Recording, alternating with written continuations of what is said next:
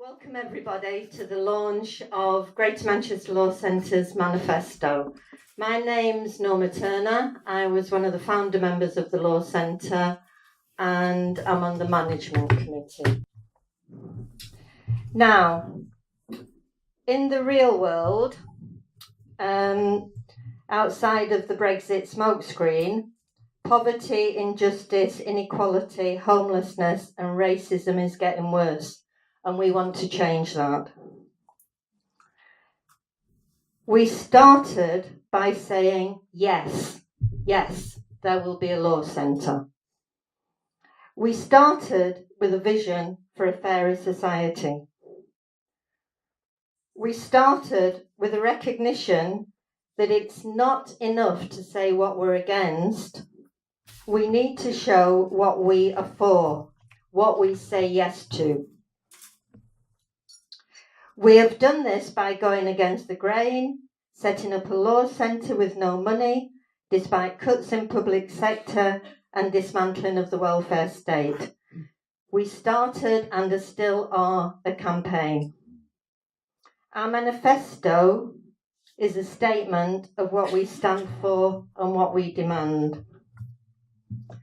We are for equality and justice, and you will hear from Robert Lazar, solicitor, who's one of our patrons and a lifelong campaigner for justice.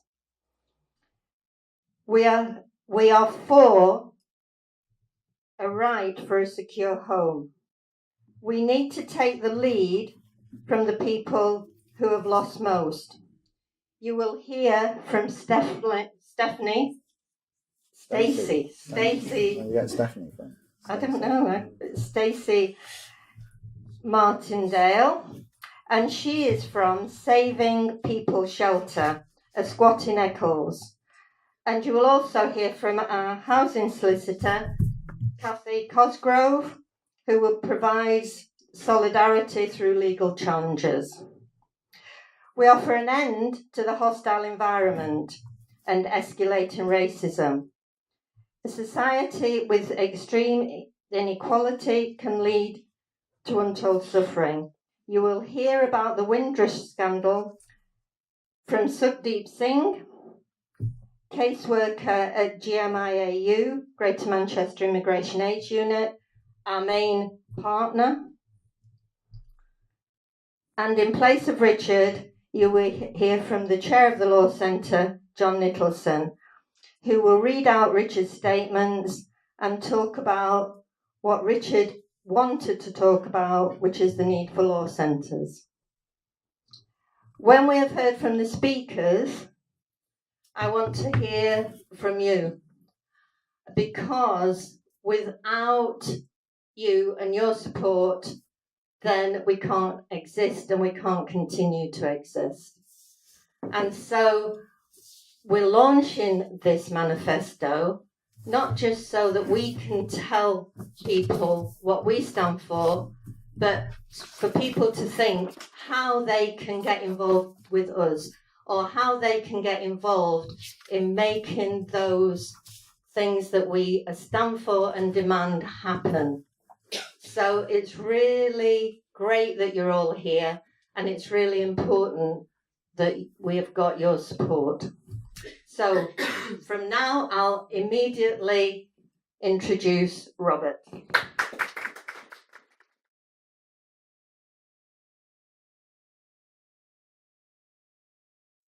I want to say how really excited I am about this manifesto. Has everybody got a copy of this? Yeah. I think it's a brilliant document, and I'm really pleased to be able to talk about it. And as Norma said, I think it's going to be a very powerful tool, a call to action, and like any manifesto, it has a statement of beliefs, and as has been said, it indicates it's against austerity, it's against racism, it's against homelessness, against the hostile environment, it's for justice, it's for equality, it's for reversing the cuts, and it's for restoring legal aid. It's easy to make that list. I want to dig down behind that, because just first of all, looking at the phrase legal aid, what we normally talk about when we refer to legal aid, we talk about the origin of state legal aid in 1949. It was one of the pillars, quite a thin pillar at that time, of the welfare state produced by the post-war Labour government. And just to annoy some Conservative MPs, I'm trying to throw in a few quotes that they won't like. I'm sure there are a lot of Conservative MPs here tonight. But one of the famous quotes, I won't name the author, is philosophers have only interpreted the world, the point is to change it. And let's call that lawyers have only interpreted the law, and the point is to change it. So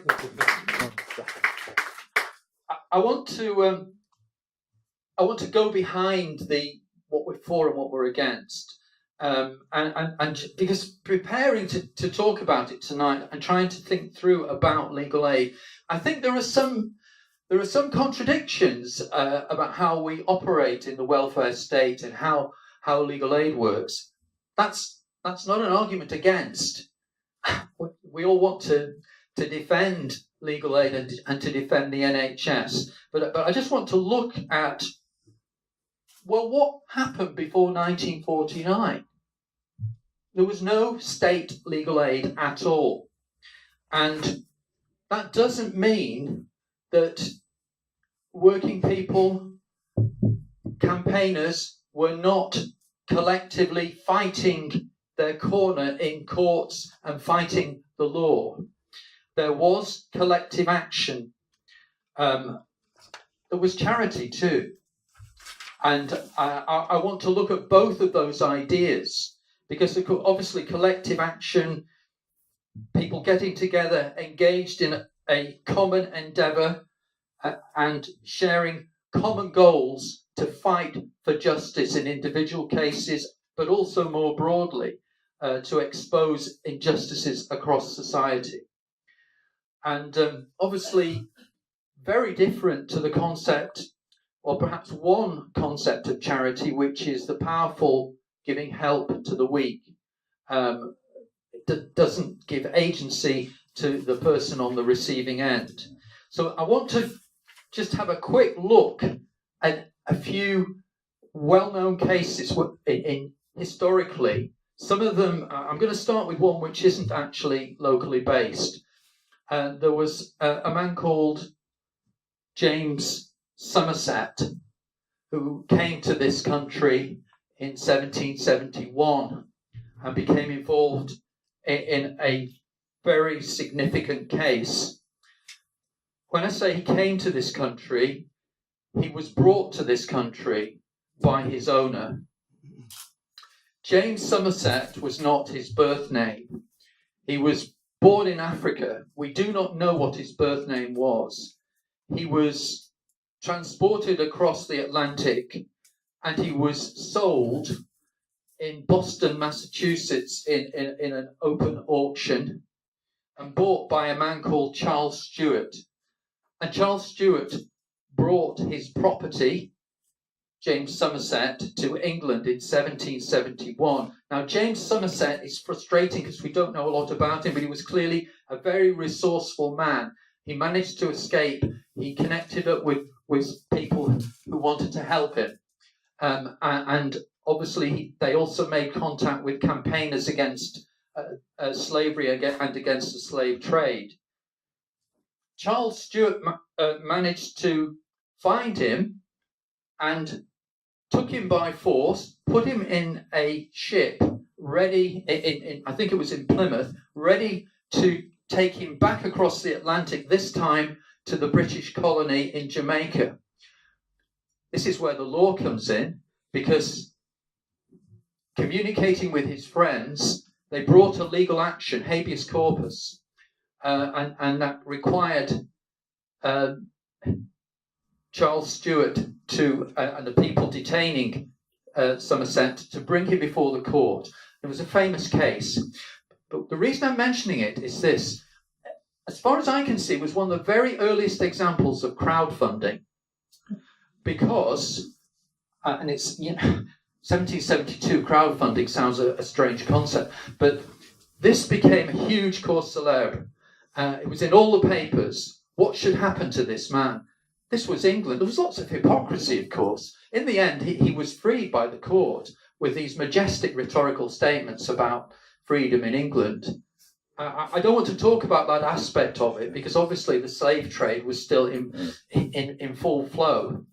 But it's about the funding of it. So in the papers, they were saying, we must fight this cause. And people campaigning against slavery and the slave trade contributed to the fund. And it was argued by a number of lawyers and went on for several months.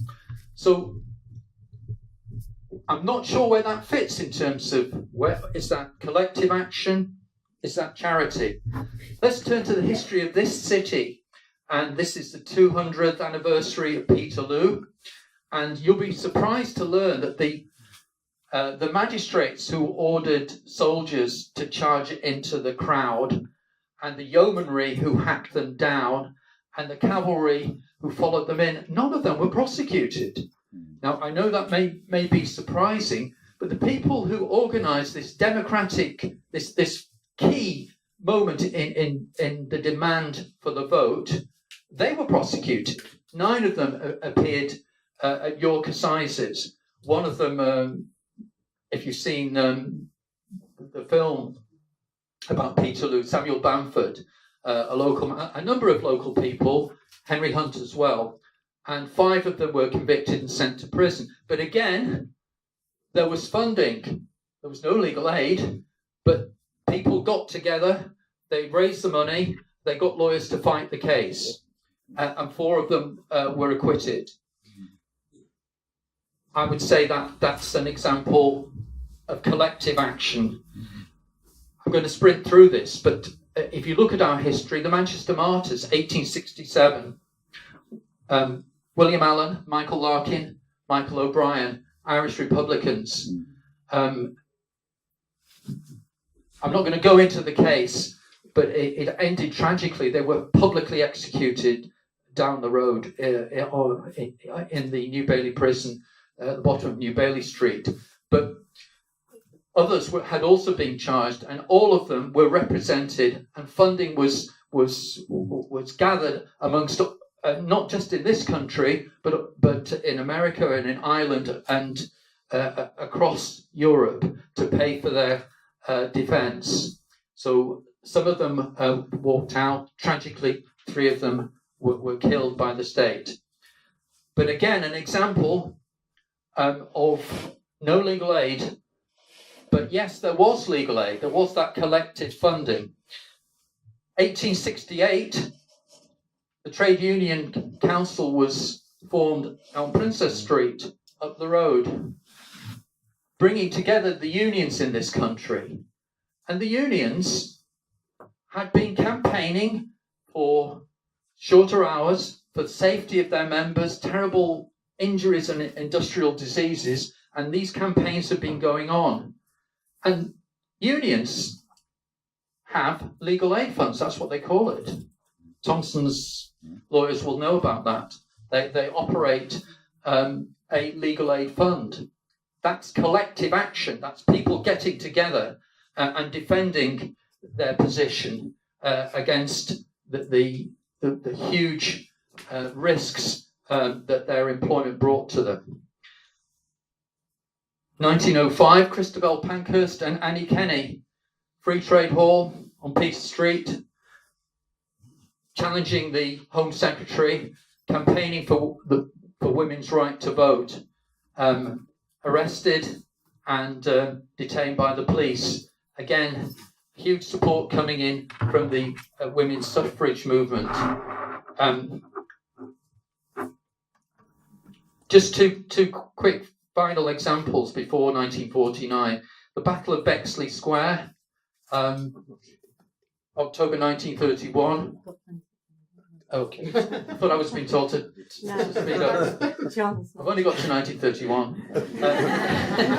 1st of October 1931, an unemployed a demonstration of unemployed people arguing against the way they've been treated in the operation of the dole system, attacked by the police. A huge number of people arrested. One of them, Eddie Frau, that people may know, and again, no legal aid. But there was certainly solidarity and people trying to help those people who'd been wrongly accused. And of course, you can think of many examples. You can think of the way the British Union of Fascists, Oswald Mosley's organisation, was campaigning in the 1930s. And the battles, I think that's the right word, that took place, and the arrests that took place, well, there was no legal aid, but there was plenty of solidarity seeking to help those people. So I think we have to think carefully about what we mean by legal aid.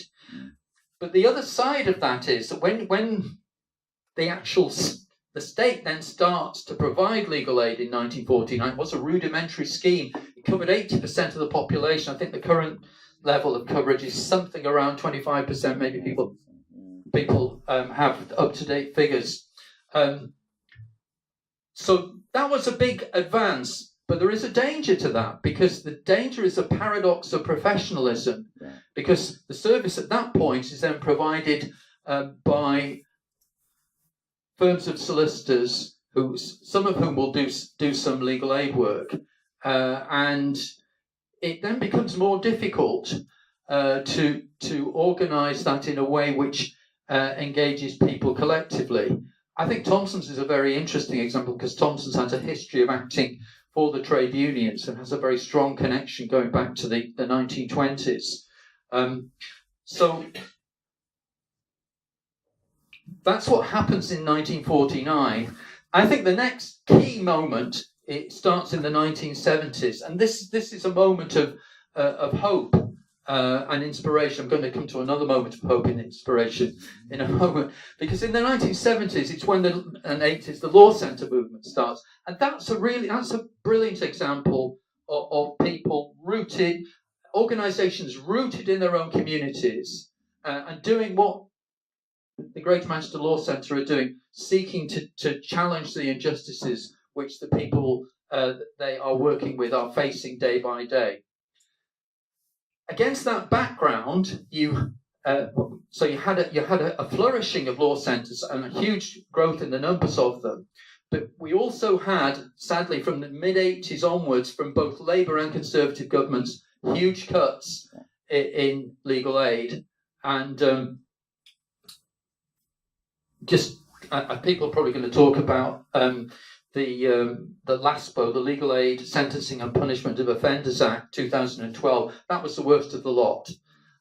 Brought in by the coalition government. It basically wiped out legal aid for housing, welfare benefits, debt, and I think most of legal aid for immigration. Other people will talk about that. But basically hundreds of thousands of people were denied legal support. And even the Lord Chief Justice basically said that the legal system was unaffordable to most people. That's just some figures on that. I think in 2005 there were 3,226 law centres, and a couple of years ago it had gone down to less than 1,500. I think it's even less than that now, isn't it? So a massive cut to the key services that people desperately needed. But here's the other key moment, 2017, February 2017, the Greater Manchester Law Centre opens its doors. Now, how do they manage to do that? Is that right? August 2016. Oh, I'm sorry, August 2016. We had the party. I was late to the party. It was a very, very long party, I'll tell you. But, sorry. But it was.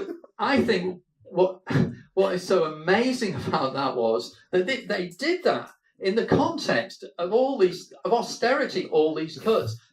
You don't often hear the word lawyer and imagination in the same sentence, but that was a brilliant achievement, and it's still there and it's flourishing. So that was part of a fight back. And to end with this quote, because I just love annoying Jacob Rees-Mogg, because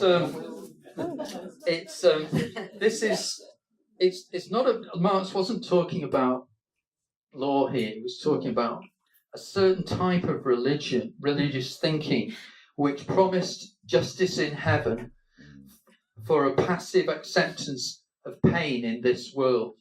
And what he said was, criticism has plucked the imaginary flowers from our chains, not so that we should wear them without fantasy or consolation, but so we should throw off the chains and find the living flower. And the theme behind that was, I want to connect that to something I read in Socialist Lawyer,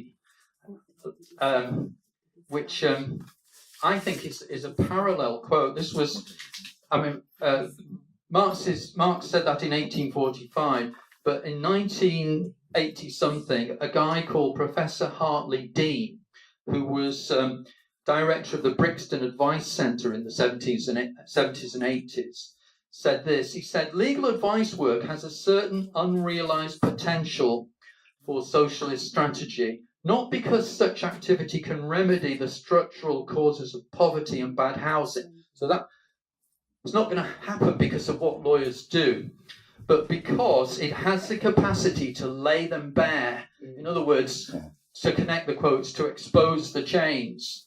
And the function of a socialist advice centre would be to make the poor unmanageable. This is what he said, and I think one of the themes behind the manifesto here is about that.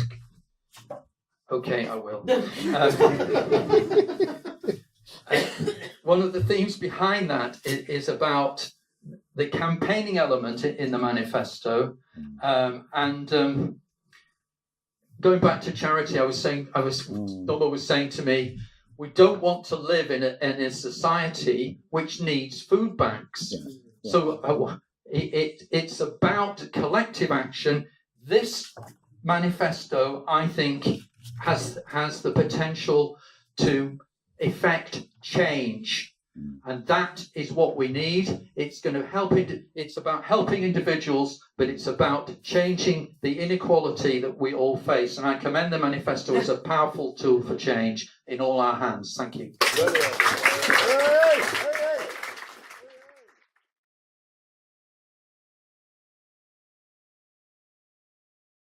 I want to hand over now to Kathy and Stacey on our demand for housing.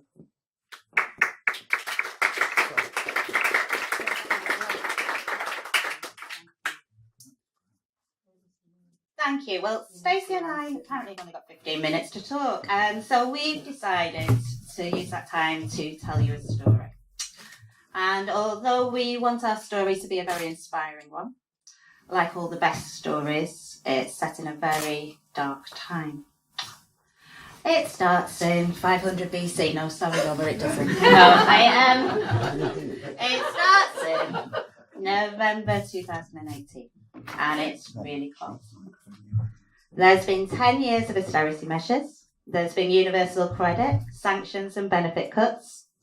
There's been rising rents and evictions. And despite all the cranes and swanky developments, there's hardly any social or even affordable housing being built. And as a result, in November 2018, there are 320,000 people homeless in the UK. There are 500 people sleeping rough in Greater Manchester.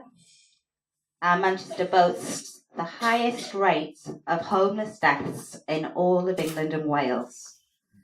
21 people died on the streets of Manchester in 2017 alone.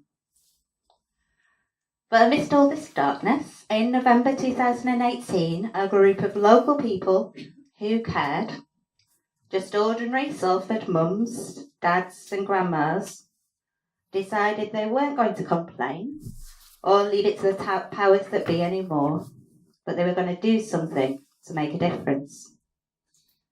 And they noticed a building. It was an old doctor's surgery just near the Centre of Eccles. It was leased by the Salvation Army to the NHS, but it stood empty for years. And these people had heard Andy Burnham calling for public buildings to be used as night shelters for homeless people over winter.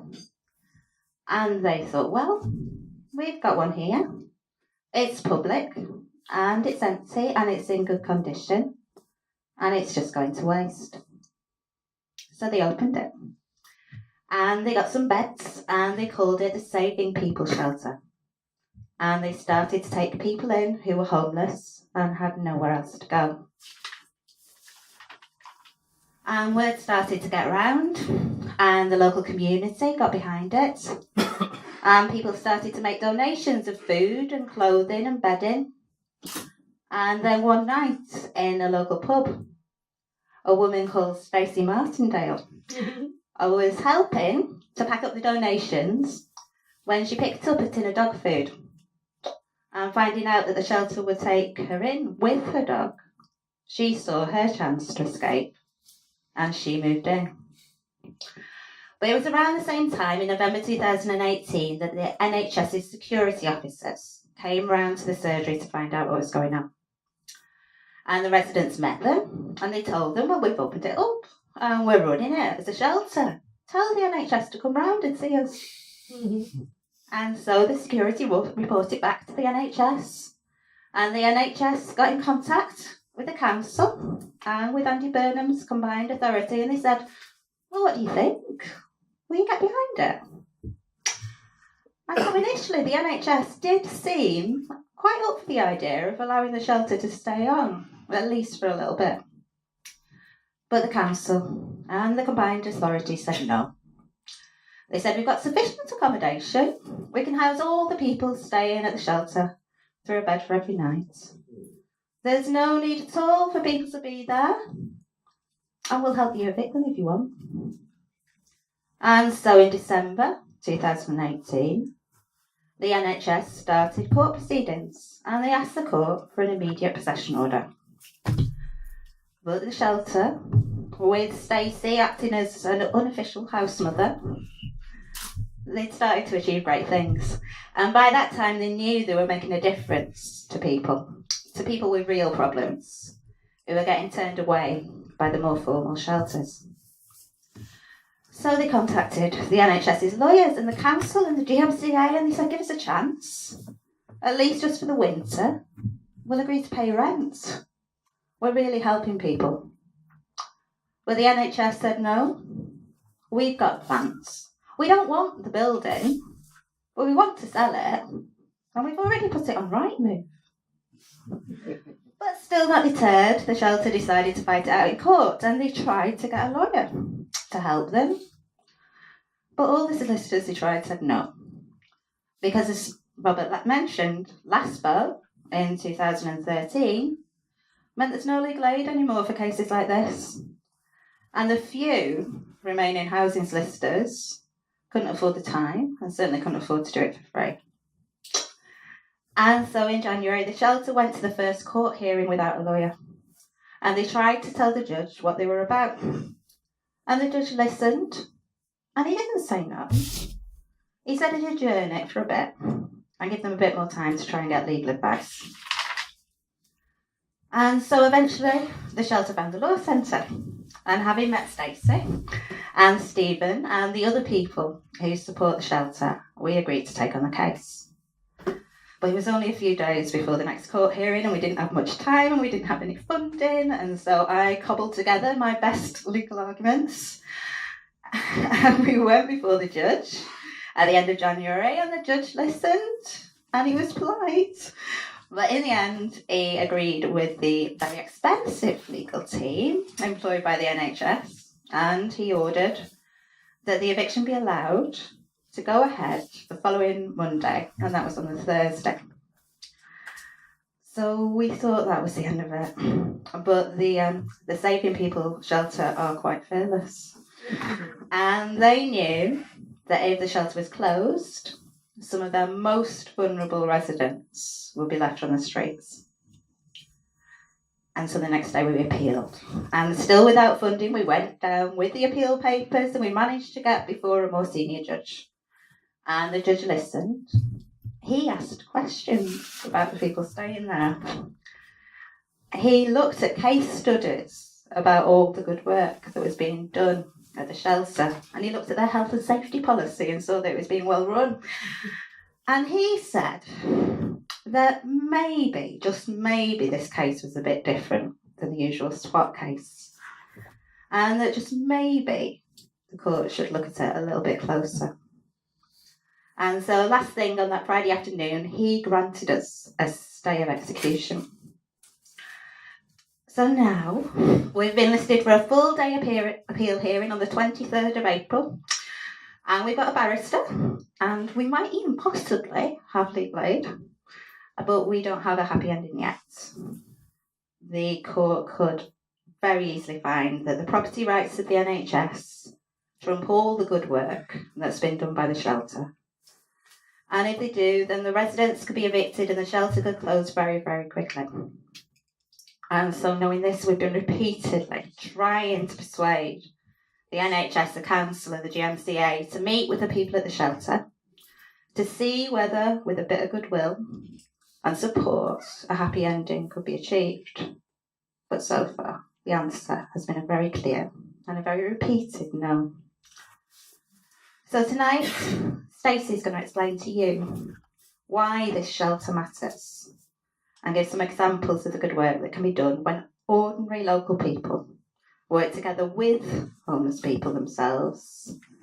And we hope to encourage you, if you can, to offer your support to the cause. So, I introduce to you the amazingly talented and incredibly inspiring woman that is Stacey Martindale. Thank you.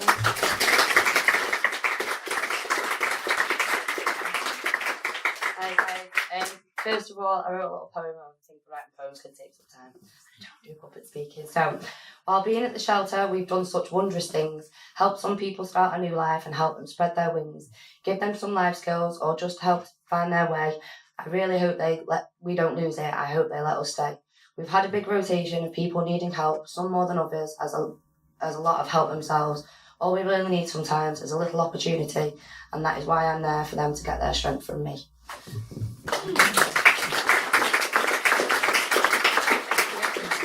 So my role at the shelter is basically just to support people with meetings or any forms they need to fill in or anything like that. Now we have on average about 15 people on a rotation. I say people because it used to be men and women, but down to safeguarding reasons and stuff at the moment we're trying to keep it strictly just men, as there are a lot of refuges and stuff for women and there's a lot less help out there for men. We've got different ethnicities, we've got different age groups, we've also got a lot of people with complex needs, i.e. different drug misuse and alcohol problems, or also we've got people with mental health problems, and with all of that the shelter runs so well. With everybody gets along, they all understand that once they come through that door under that roof that they're all in the same position, they all need help, and they all work so well together and help each other. It's amazing to watch and it's amazing to see. We've had a young lad who was 18, he was a care leaver. Obviously without mentioning any names, he was let go of the care system at 18 on his 18th birthday, was taken down to Wesley Street housing and literally just taken to the doorstep and left to fend for himself. So he was given housing through social housing, but obviously he was only 18, he didn't have any support, any backup from that. No one went round and helped him sort his flat out or helped him taught him any life skills, any how to pay bills or anything like that. So unfortunately he lost his social housing and ended up with us at the squat. Now I then, a lot of things as well is that people find it hard to actively do things like get out there, because once you hit that rut, I call it going down the rabbit hole, and once you go down that rabbit hole it's so hard to climb back out of it, it really is. So even just to have somebody to literally come and walk with you to an appointment and just sit there with you, and if you don't have any answers to the questions, someone to give you a little bit of a nudge, that's my role and that's what I do. So with the young lad, the 18-year-old, I took him back down to the housing, got him back on the housing list, and within a week he was in a flat. Now, I personally go around now and see him and make sure that he's keeping his place tidy, seeing if he needs any help paying bills and stuff like that. And that's what's been being missed, is the wraparound service. Once someone's put into a place, it's easy to go, oh, well, there you go, we found you a roof over your head. But some people don't even know how to cook themselves a meal, or to so most people, just like picking up a carrier bag and filling it full of rubbish in your house is just common knowledge. But to people that have never had a roof over their head, it's not. Or even if they have had a roof over their head but hasn't for such a long time, that just general things like that become alien to people. So it's what our aim is, and our goal is to not just find people accommodation, but it's also to give them that support once they're in their accommodation, and keep in touch with them to make sure that they're still getting the level of support and help that they need. Other success stories, we had a Romanian couple with us. Now I've been in touch with all different organisations and local charities and things like that to see what help we can get for the shelter. And I got in touch with a company called Emmaus, which are a charity-run organisation that have like accommodation, and they have shops and jobs and stuff for the people that live there. So it's all community-run. And the Romanian couple, it was perfect for them because they were very clean, very tidy, and as you can imagine, 15 people living in one house. Not everybody's clean and tidy. So we used to have like problems hanging into rolls sometimes. Can you imagine? So we found him in Emmaus. Now Emmaus, they're great, they're fantastic, and they're getting on brilliantly in there. I still go down and see them and make sure they're all right and make sure that they're okay. And they come and visit us as well. And the thing about the shelters, people that move on, they still come back and visit because they see it as a secure place to be, and it's their security blanket because we care, we genuinely look after them. And also we try, with the shelter, we try and encourage the local families as well. If they're struggling, we get a lot of donations of food, clothes and things like that. So we try and not just help the homeless, we try and help people from the local community that are also suffering from poverty as well, with food parcels or clothes and toys for kids. Over Christmas we've got a lot of donations of toys and stuff, so we let the local community know that they could come and get some Christmas presents for the kids if they were struggling. The shelter itself, for a squat, is an amazing place. It was daunting for myself when I first was on my way down there. As you can imagine, a woman on the way down to a house full of 15 men, it was quite nerve-wracking. But within 3 or 4 days, I can promise you that I felt so safe, secure, and the people in there, they don't even, like I say, they've got people that use drugs and alcohol and things like that. But even though they have got alcohol misuse and drug problems, they don't let it affect other people. They keep it to themselves, they keep it in the rooms, and when services are there available for help, they're willing to engage. It's just getting the services to help them. That's the problem, is there isn't enough help out there. And I understand that demand is so high at the moment for all services across the board, social services, drug problems, and your housing issues and everything. I know that demand is so high, but a lot more could be being done for people like myself that just need a little bit of support, a little bit of help, and a little bit of knowing where to go and what to do. And the thing with the law centre is my biggest belief is, if you don't know who to ask or what to ask, then you get nowhere in life. You've got to know what questions to ask and the right people to ask. And that's why I think that the law centre are amazing, because they give you that knowledge and that information that we all are entitled to. Yes. Everybody, not just the home. Everybody is entitled to, and knowledge is power. Remember that, people. I'm done now. Please don't.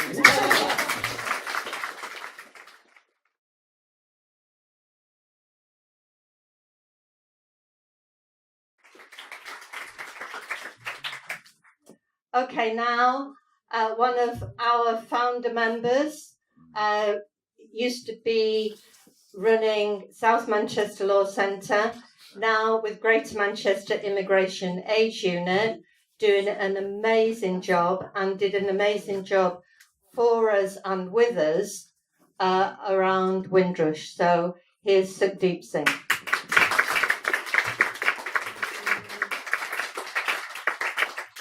Actually, I've just turned around to John and said, how do I follow that? 3 speeches, great, okay? I'll start off by saying that my story doesn't have a date. Okay? That's because it doesn't have a date because it's a story about racism.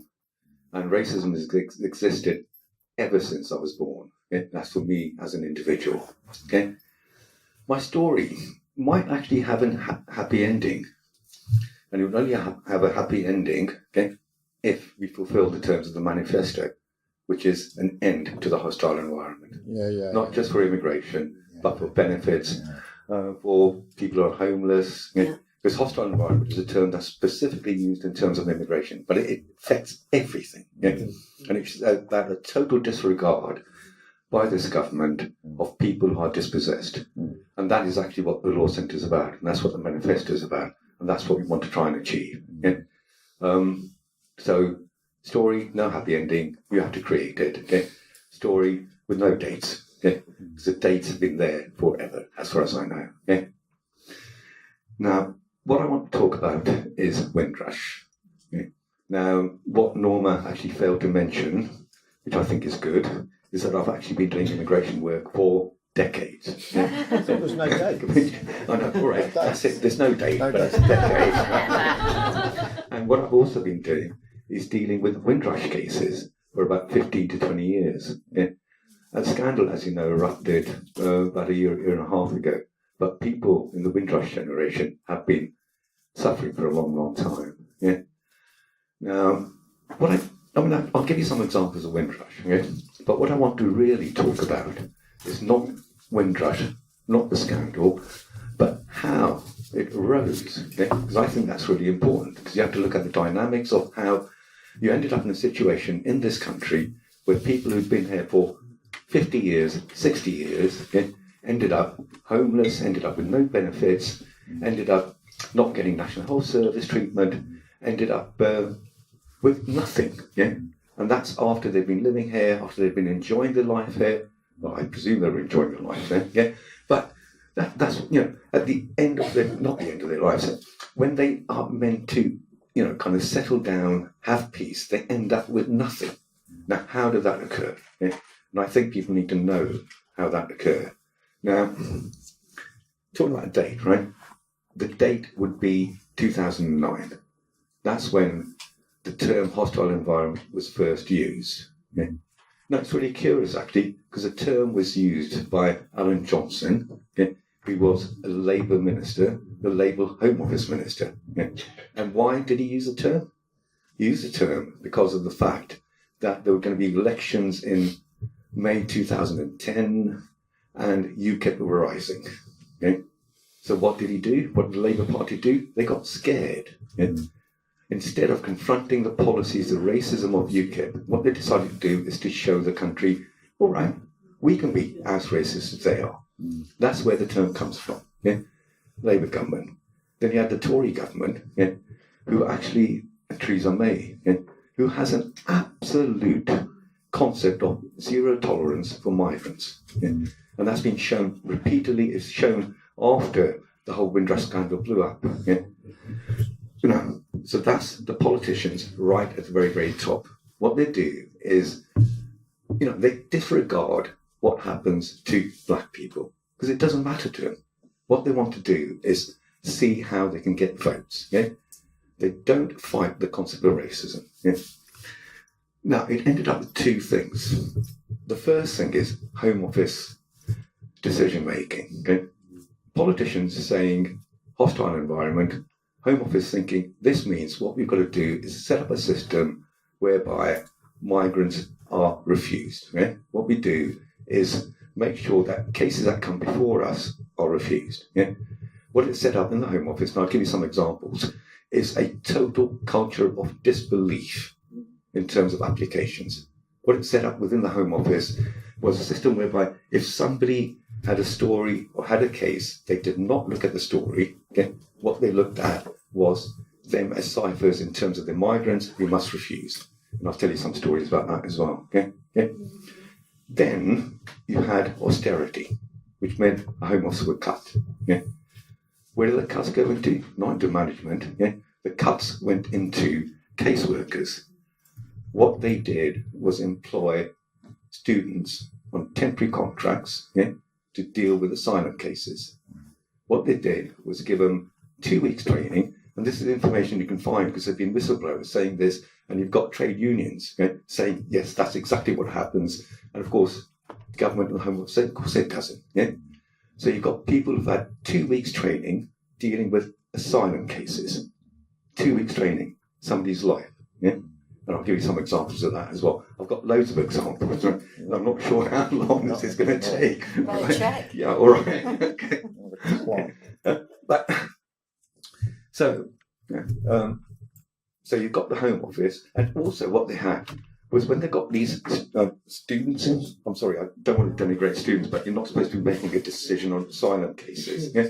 What they did was also give them targets. Yeah? They gave them targets in terms of you've got to deal with a certain number of cases and make certain number of decisions in a week.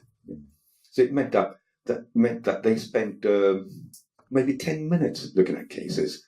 I'll give you some examples of decisions there as well. Yeah, but that's it. The whole culture of the Home Office changed completely. Yeah? So it ended up with absolutely terrible refusals. Yeah? It ended up with situations like, I'll talk about this. There's one case I had, yeah, which is an asylum case. It's not Windrush Asylum. The bloke's from Somalia. Yeah. He was refused on the basis that he was too fat to come from Somalia. Why was he too fat? No, why was he too fat to come from Somalia? Because in Somalia, yeah, it is full of poor people because there's a drought going on. Yeah. Too fat to come from Somalia. Yeah. Before they decided that, they asked him loads of questions about Somalia itself. Yeah. That's because obviously people who seek asylum don't have passports because they're escaping the country. Yeah. They asked him questions which I can't answer about this country. Yeah. I.e., what's on a £5 note? What's on a £5 note? Yeah. He answered all those questions correctly. Yeah.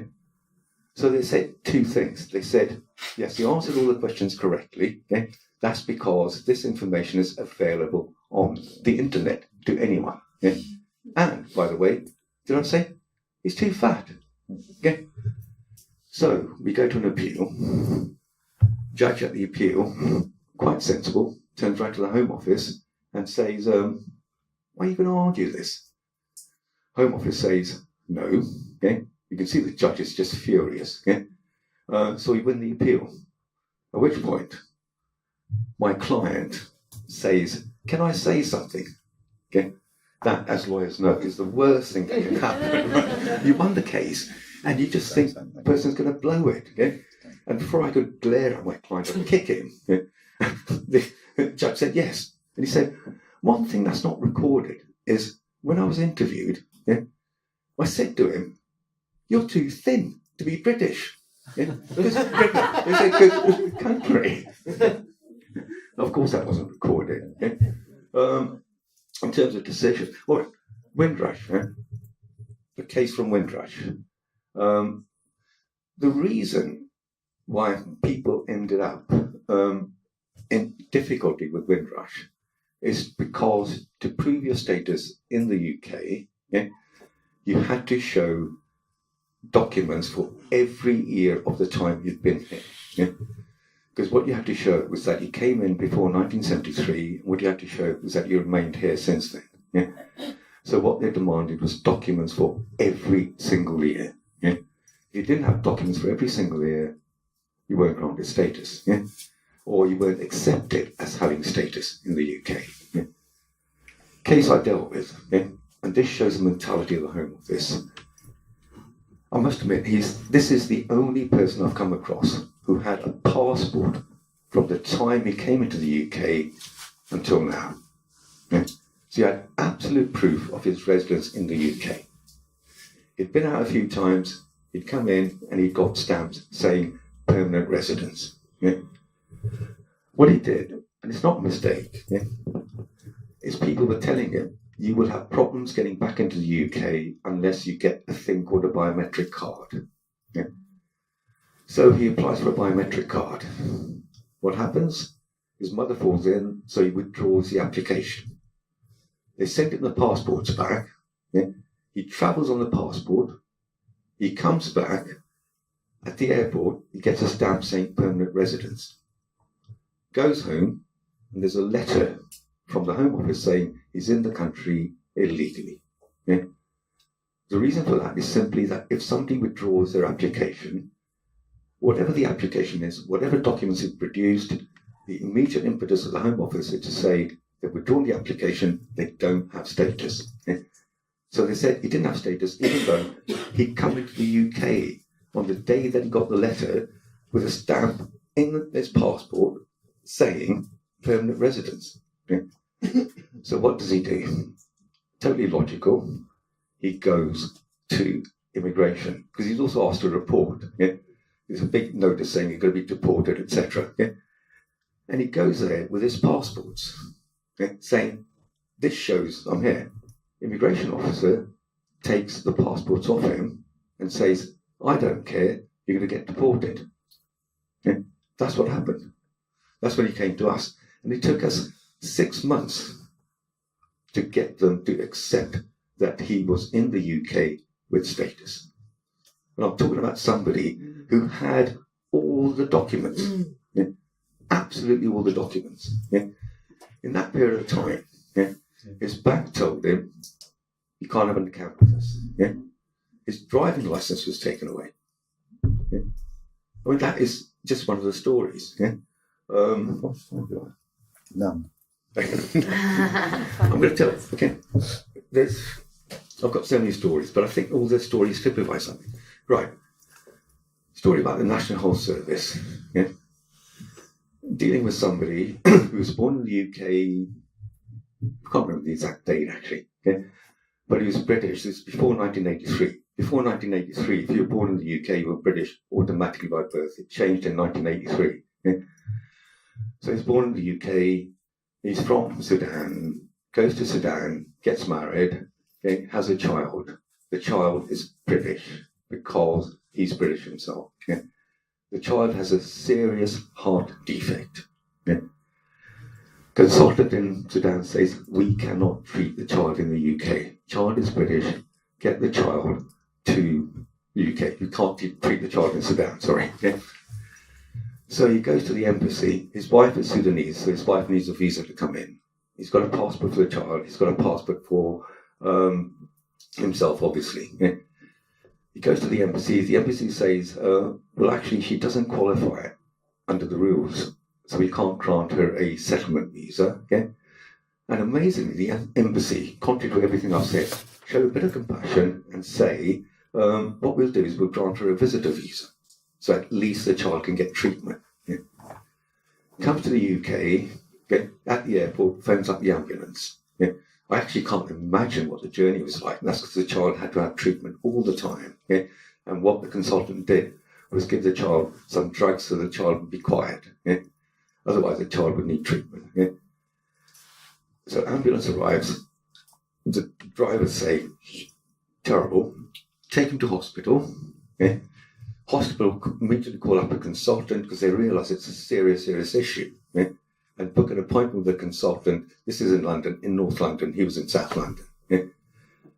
2 days later, he goes to visit his son, who's obviously an inpatient, and the hospital says, "We cannot treat your son. That is because your wife is a visitor. Take your son away." Can you imagine that? Yeah? He actually when he told me the story, he burst out crying. Yeah? And when I tried to console him, he said, "It doesn't matter now because the son is being treated now." Yeah? But can you imagine? What he did was get a taxi. He's in London and he's thinking, "All right, what I'll do is I'll go to another hospital and I'll lie, yeah? Just to get treatment for my child." Yeah? What happened was the consultant phoned up and said, "Why isn't the child here?" Yeah. And when he explained, the consultant said, "I don't care. Bring the child to me." Yeah. Of course, what happens after that? We make an application for his wife to get status in the UK. She gets refused on the basis that the child can go to Sudan. Yeah. We go to an appeal. The Home Office person at the appeal just looks at the case and says, "I'm not going to argue this. Appeal is allowed." The Home Office appeal against that, so it goes to a higher court. Yeah? They appeal against the decision of a British child who is so ill, the British child cannot be moved out of hospital, never mind moved into Sudan. Yeah? We go to the higher court, and as we sit down, the judge says, I'm minded to dismiss this appeal. Yeah? Home Office person, actually another good person, contradicts everything I've said, but there are occasionally some very good people. Yeah? And the Home Office person actually then looked at me and said, right. And then he came up with a reason for the appeal to be adjourned. Yeah?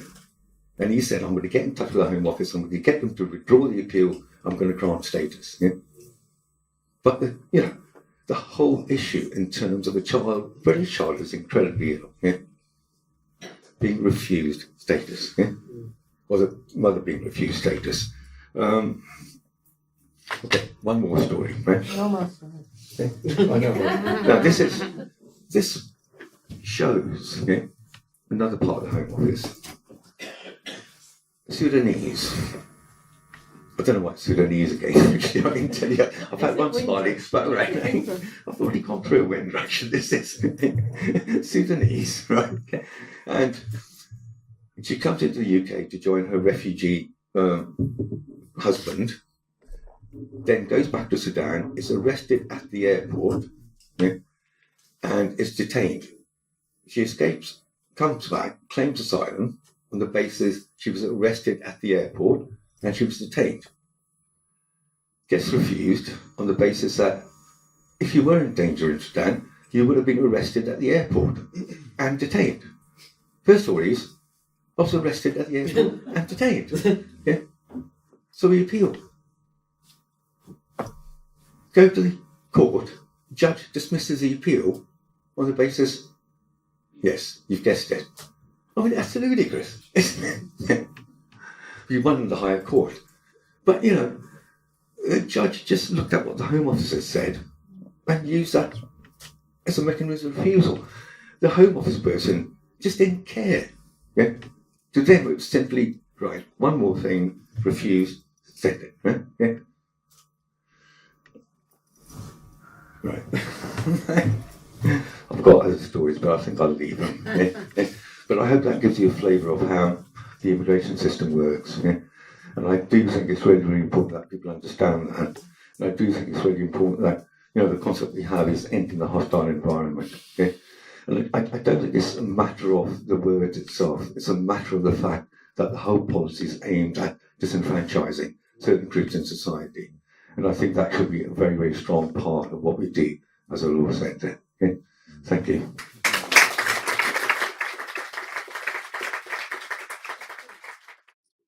As Stacey said, knowledge is important. So as knowing how things are working is important. But it's also recognising that we shouldn't be against one another. We can't, just because we think, oh, that black person's having the problem, we're all right, we're white. That is not the case. Once a society accepts that people can be destitute, anybody can be destitute. So solidarity is absolutely important.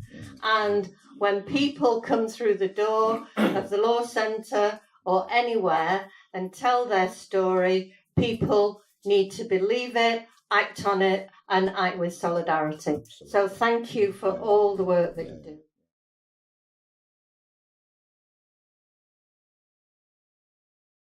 Now, I'll just introduce our last-minute speaker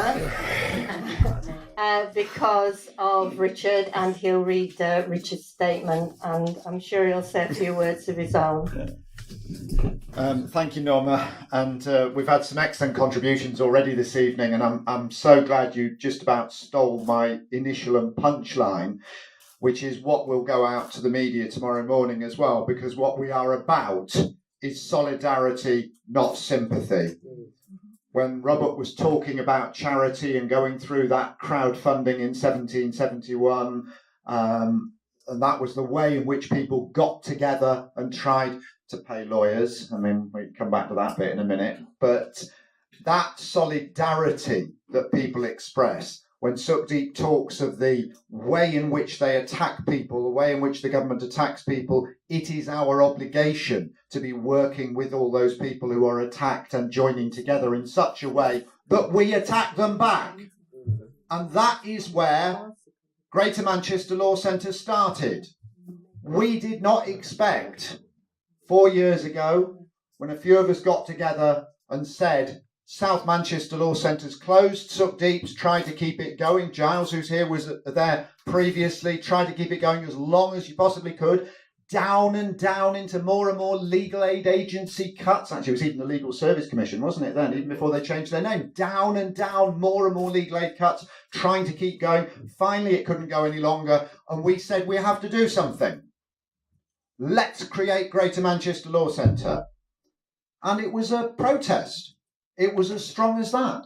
We said, we're against what's happening. We're protesting. We must have a law centre. We must do it for ourselves. We're angry. We didn't actually expect that 4 years later we'd be providing services. And this is something that's not untypical in voluntary organisations in campaigns. Campaigns may start by a demand for something different.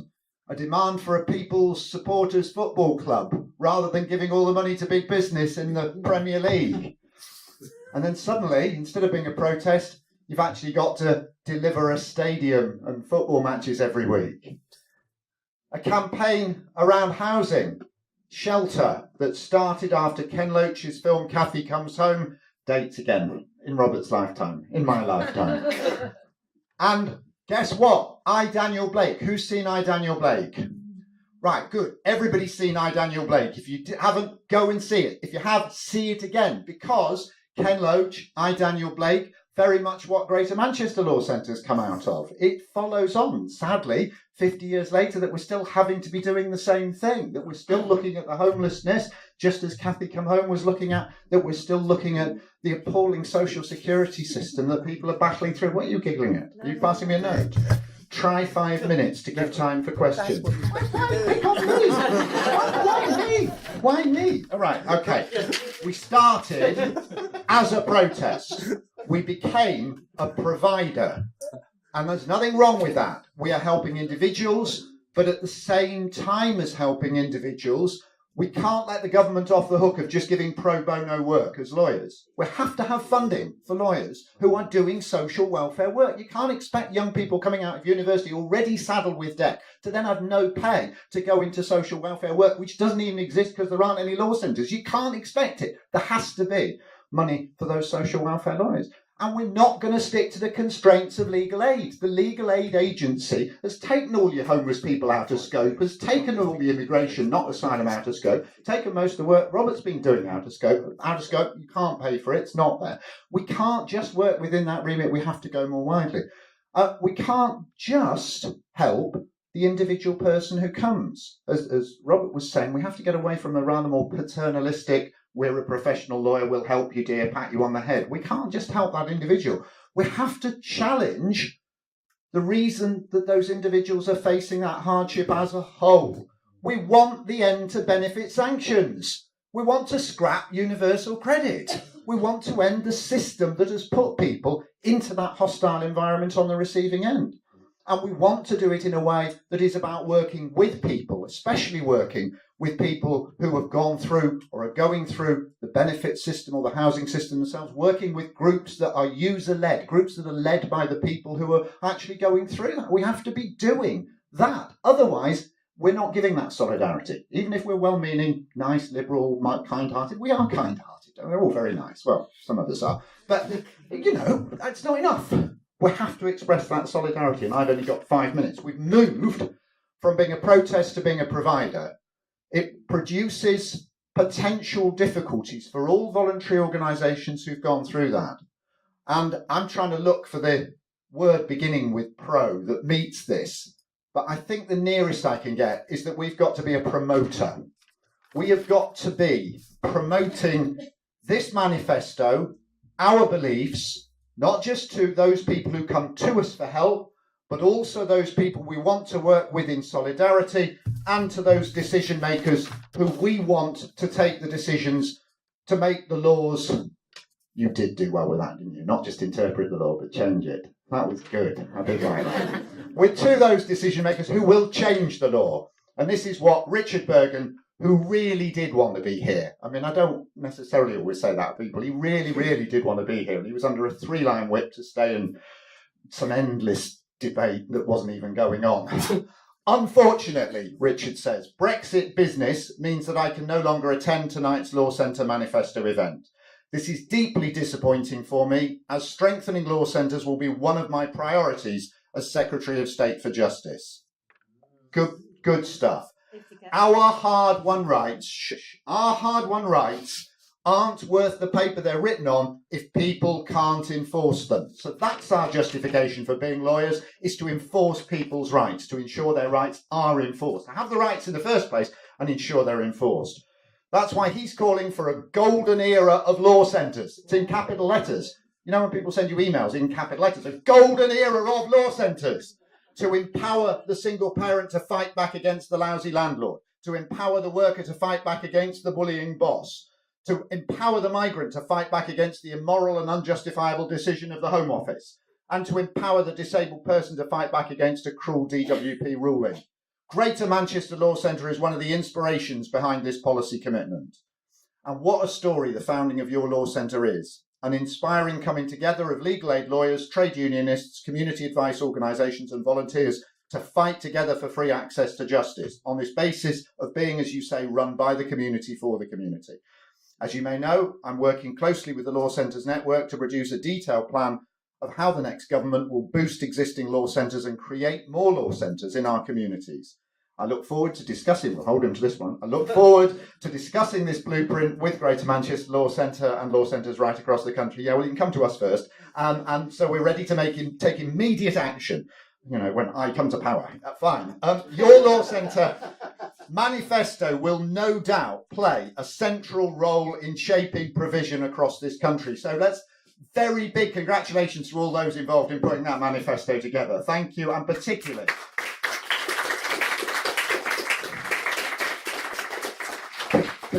Norma, because you won't sound your own praises. Thank you to you. You got us together. You held the away day of volunteers. You ran it past, got the contributions for this, and have turned out this fantastic document and organised this evening. It's a year's work, and that's even without putting the law centre together in August 2016 and making sure we opened the premises and getting the volunteers in and organising everything else. But Norma, that is absolutely brilliant work. Richard goes on. One of the first initiatives announced when Jeremy Corbyn became Labour leader was the Bark Commission into Access to Justice. That report noted the squeeze in public funding has led to advice agencies and law centres closing and legal aid lawyers leaving the profession. A future government will put an end to that dreadful situation.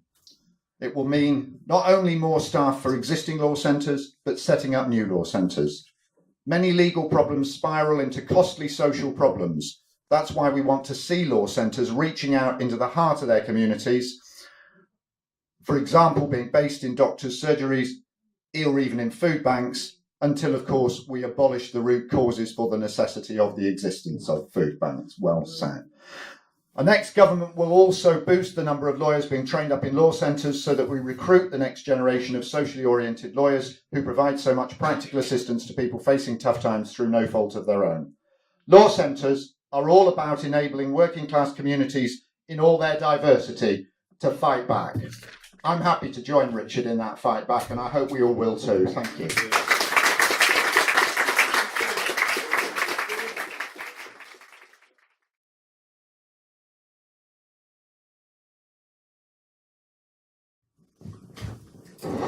Hi.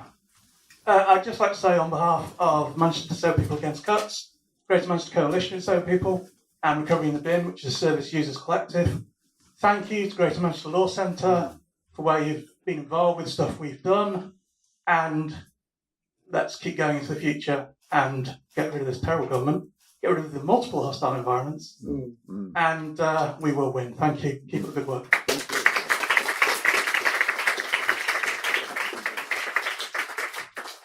Thank you, that was great start. Anybody else? Any questions, any comments?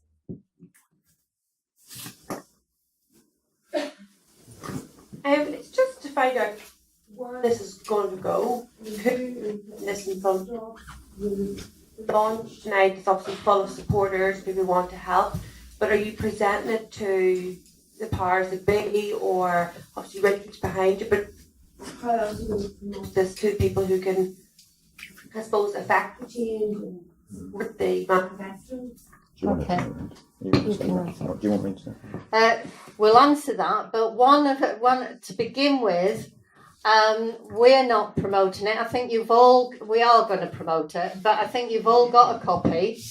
And one of the things you can do to support us is to promote it and promote its policies and politics with people that you work with, people that you know, anybody, and so that the movement actually increases and those ideas become embedded. So it's not just about us, but it's to embed those ideas within any structures that we work in, any workplace or any communities that we're living in. That's the main thing. We have had some discussion, but we have to go further on how we're going to promote it, and I'll let John say a few of the ideas that we've put forward, and we will, but whether the powers that be will listen to us or not, we did invite and send a copy to, well, no, we've not sent him a copy yet, but to Greater Manchester Combined Authority, and haven't had really any response. So we've got to look at how we can use it collectively and politically together. But I'll just give some ideas. No, it's a really good question. Thank you very much. And I agree with Norma. We're all here today to try and think of ideas, think of ways we can do it. Inside the back cover of this, there's a bit of ideas about how people can get involved. And it's not an exhaustive list. So if other people have ideas, please let us know, get in touch, send us an email or make suggestions today. I am going to depart from what I have usually said more conciliatorily at this point about the Greater Manchester Combined Authority. I don't see how I could do otherwise, given what we've heard from the housing aspect this evening. I did write to Andy Burnham, the Mayor of the Combined Authority, on 7th of January. I told him we would be launching this manifesto. I said he was welcome to come along. On the 7th of April, just clock that a minute, 7th of January, 7th of April, I received a reply from his assistant saying unfortunately he'd be out of the country on the particular evening. Okay, fair enough. I think he's probably been too busy in posh hotels condemning striking workers who have walked off the construction of the M602 and condemning people who have sought asylum housing in Greater Manchester and saying that they ought to push off to somewhere that's got rather more work, and probably a few other things that I haven't noticed. But the gloves are off about this. The legal aid voluntary sector in Greater Manchester has got to be saying, this is what we want.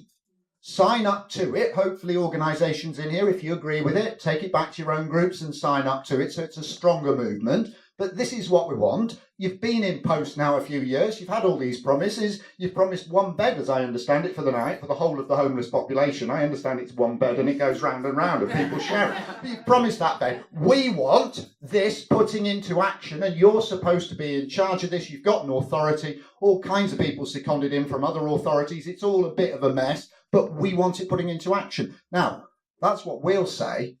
But to do that effectively, we need people in their own local constituencies, their own local council areas, their own MPs, their own councillors, their leaders of councils, putting that pressure on it as well to try and move that upwards. And those are things that we want to hear people's ideas about. But I hope that's a starter for thinking about what to do now.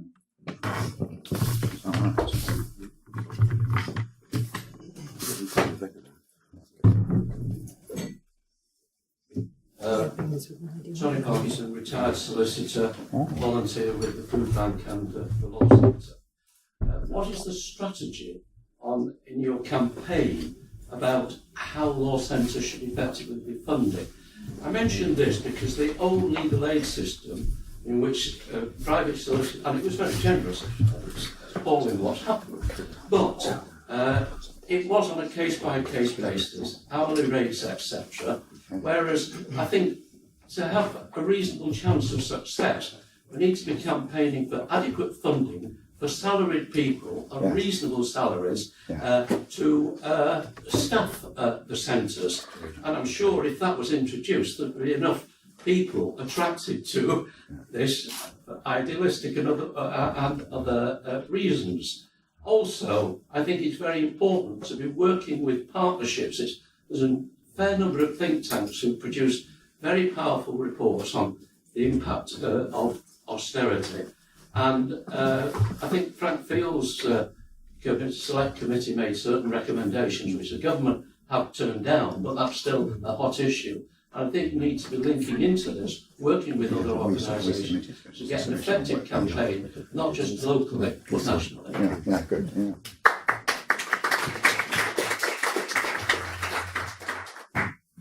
Well, if I can answer that, I think part of the answer about part of it is about where funding is going to come from and where trained lawyers are going to come from.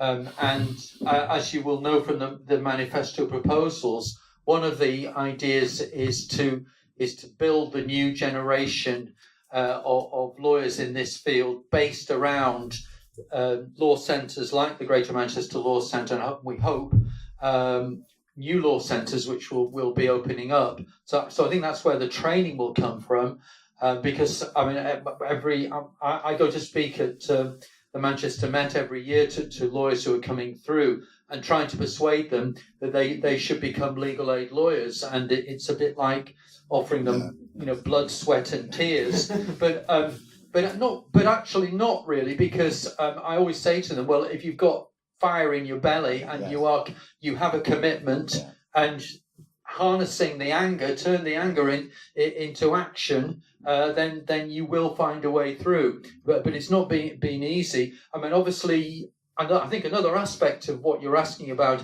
is how is it going to be funded, because the model that I think you were referring to was the kind of the model that grew up from 1949 onwards, and how people were then applying in individual cases to get funding. I think we're open to ideas on that, but I think the first thing to do is to make the sort of to ensure that what Richard Bergen is promising is put into action. He is promising a new generation of law centres, and I think that they will train the new lawyers. What happens in terms of firms like ours, which are in private practice, I think we need to talk about how that models, because I just want to say that it's quite possible for people in private practice to be involved in campaigns too. Yeah. And I remember during the miners' strike, that there was very effective action where firms of solicitors were involved with the miners' union, and very effective situations cropped up in court where you had professional lawyers arguing the case alongside people representing themselves. It's a brilliant combination, and I think we just need to be open to new ideas on that. Yeah, makes sense. Yeah. Can I just make? Can I just also? Everybody will have got standing order in their manifesto, and when we first had the public meeting, people took out standing orders because they were keen, and that gave us the basis for renting premises and beginning and getting our publicity out.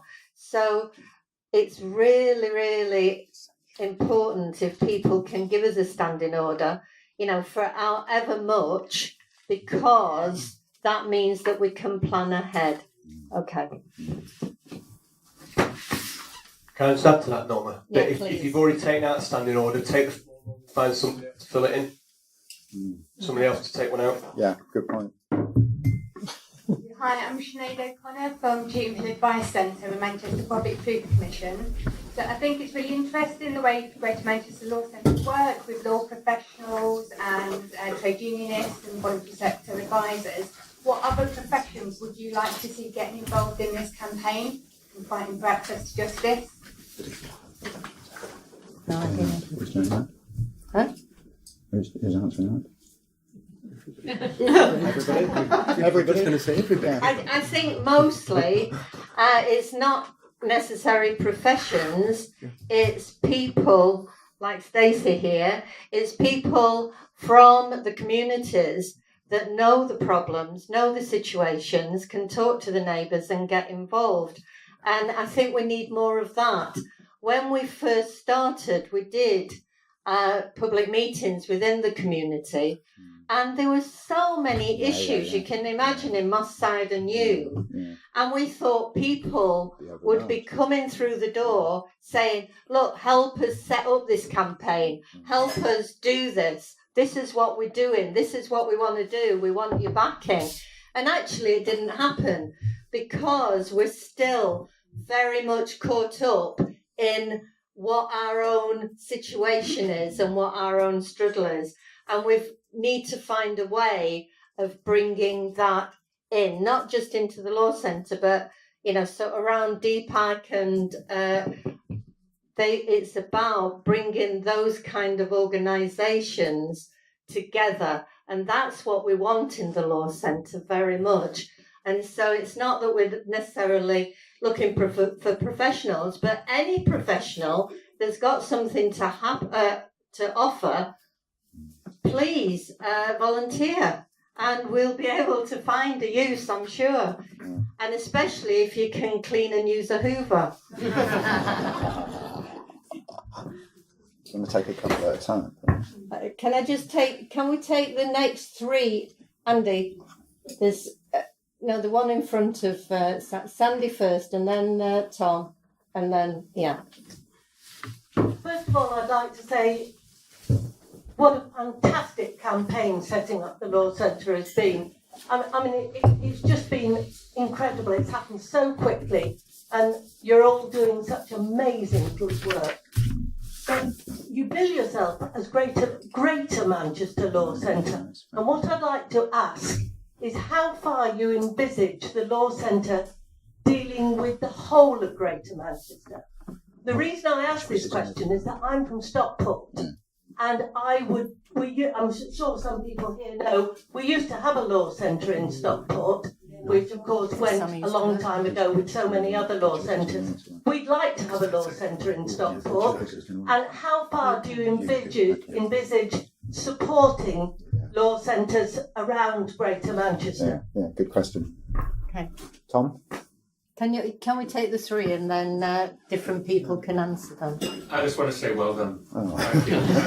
Don't do that. And it's been a privilege to be a little small part in one of your campaigns on welfare benefits. My name's Tom Griffiths. I'm chair of something in Manchester called the Manchester Mental Health Charter Alliance, which this week you mentioned Stockport. Well, we had a meeting in Bolton. We decided to set up a Greater Manchester Mental Health Action Group, looking at, and I mentioned picking up Robert's point about the Peterloo 2 years ago. We've got a charter of rights and demands for people with mental health needs. I'm only going to say that for now, but I just feel there's a need for collective action on behalf of people with mental health issues. We talked about the challenge nationally from DWP was a disgrace, but the complicity of local health bodies with the DWP in stepping people down and discharging them, and the complexities of that and how to deal with it should be challenged. I feel locally and regionally, the people with mental health needs are being badly let down. In your example, is a stark example. So any comments on how the hostile environment, not just from Westminster, we get that, but the complicity locally and regionally has to be challenged. Yeah, good question. My name is Mark Anthony. I've been a nurse for about 30 odd years, and I feel ashamed about the story you told about NHS letting me down. I feel going to say that, okay? Now, I am an RCN steward. I've been a nurse, and I also represent nurses and that. But I also am a board member as well of the Royal College of Nursing. I'm also, what I would like to do is I'd like to work with you and also set a resolution up for Congress. We have Congress once a year. We have thousands of nurses coming to Congress, and I'd like to work with you and create a resolution on your behalf for what you've been trying to do here, because this is also about a culture change, getting people to think differently. getting people to recognise that there is a genuine need to help people. And as a nurse for 30 odd years, that's what I'm about, helping people. So I'd really like to work with you. I've got a resolution. It's in May, okay? And there's thousands of nurses that turn up to this once a year. I'm trying to do a talk on your behalf, okay? Thank you.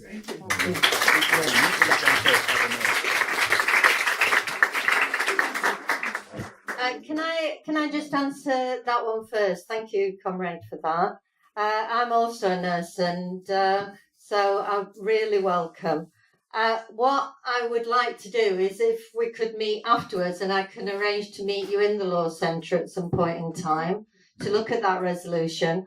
But I think a more important resolution that we could look at is the charges in the NHS that being charged for people that are so-called not resident. And I think when I was nursing, I'm retired now, the culture was free, and all the nurses felt that, but they've brought management structures and God knows what else. So I'd also like to discuss that with you. So if we could meet up over a drink at the back, that would be very good. Thank you. Do you want me to answer the Great Manchester? Yeah. Shall I just take two more? Okay. Take two more, and then we'll come back to the Greater Manchester one. Hi, Rebecca Cobb. I'm a barrister in Manchester. There's clearly a link between. Do you want to stand up and hold it? Yeah. Sorry. There's clearly a link and place for collective and community-based legal action in directing policy reform and legal reform. I think particularly Hillsborough has been a very good example of how collective legal action directed police policy reform, and also Grenfell in terms of housing reform. Is there scope within the Law Society to look at projects of that nature? And if so, what are those sorts of projects that the Law Centre would be focusing on strategic going forward? Okay. Debbie, can we just answer those and then come to you, or do you want to speak now? Yeah. Okay. Debate about speaking. Yeah. Right. Answer those. Am I doing these? Okay. And then you're doing the strategic. Right, I'll try and just pick up on the two. I happen to know both of you, Sandy and Tom. Thank you both very much for your remarks as well. The Greater Manchester one's been a constant theme of our attempt to develop, and both in Bolton and to a lesser extent Stockport. The thing that I have to say already is that we have been really thwarted by the lack of statutory support in local areas. And that is true in Manchester as well. But we've just about had enough from the contributions of ordinary people like yourselves here, through the standing orders Norma was talking about, through a few firms and otherwise. We've just about had enough to start up in Moss Side. It's not even all of Manchester, this is Moss Side. We will see anybody from anywhere in Greater Manchester, and we say that. We don't have to be on legal aid, whatever. We will see people, we will talk to people, whatever. But the truth is that to try and develop in the other areas, we have needed essentially to get some financial support from particularly the statutory or similar authorities for those other areas. And that has not been forthcoming. We've been fighting for it. We've been arguing for it. We've got a practical blueprint about how to do it. And I'm happy to talk with anybody about that blueprint for the future. But people have to understand that until we can get enough numbers, enough money, enough pressure, enough of that support in the other areas, then we're doing well to do what we are doing. And that is going to have to be fought to be held on to. Not trying to be negative, but it is I don't want to be unrealistic with people. Slightly similar with Tom. Of course, we want to tackle a lot of other issues in the Law Centre, including mental health quite specifically. I'm delighted that you're starting a Greater Manchester initiative from... What? Answer about mental health. Oh, right. Okay. Somebody else has volunteered to answer. Yeah. Good. Fine. Can I just say, Tom, thank you very much for what you said and for the meetings that you organised with people who were going through the claimant system, and particularly because I think it's one of the most powerful lines on the manifesto on page 6, because it's about what people's experiences of going through that system is. The whole approach puts pressure on you to feel shit about yourself, to feel shit about everything, You want to feel good about yourself and not talk about the bad stuff. Why should we have to be humiliated when we try and explain what we're capable of? And there's only one comment in there, the inquiry submission that we did had a lot more, but we have to start from the people who are in need. We have to listen to what those people are saying. We have to work with that, and we have to try and challenge that environment. Sorry, Giles. Yes. Norma's twisted my arm to reply to Tom, or to address the point Tom raised. I think it is really important perspective in terms of people with mental health problems and the hostility of the environment to them specifically is one of the many groups. It's like you don't want to have a situation where every group is competing. Oh, I'm more hostilely impacted than everybody else, but it's one of the aspects of the whole culture of hostility. The context is I did work at the law centre. I'm now on the trustee board, but my day job is I manage the advice service at Manchester Mind in Manchester, funnily enough.